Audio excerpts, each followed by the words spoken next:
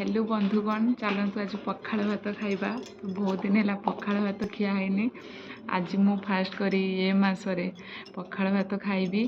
तो भाविली गोटे वीडियो बनईदबा आ पखाड़ भात खियारे।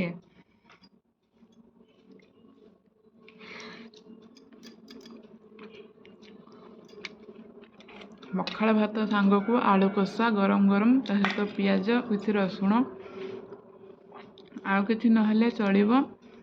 गरम गरम जिनसटा होता दरकार तरकारी हो भजा हो किसी चटुणी हो तो मत भारी भल लगे। तो से मुझे पखाड़ सांग को आलू कषा कर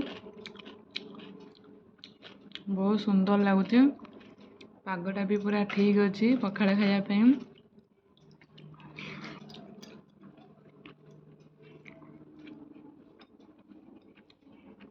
आपण मानक भल लगे कि नहीं?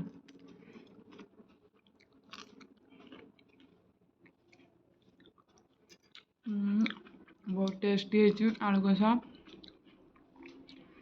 मो हस्बैंड को भी भल लगे पखाड़ खायापी, मत भी भल लगे, आम फैमिली मेंबर को भी भल लगे। आपण मानक भल लगे कि नहीं?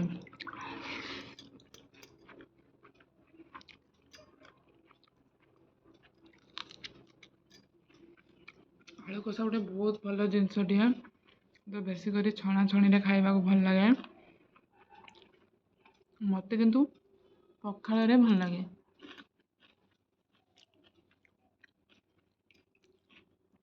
तेणु मुझे भाविली पखाड़ आलू कषा कर खाइबी। तो आपण मैंने भी एमती पखाड़ भात खातु और आलू कषा बन खातु।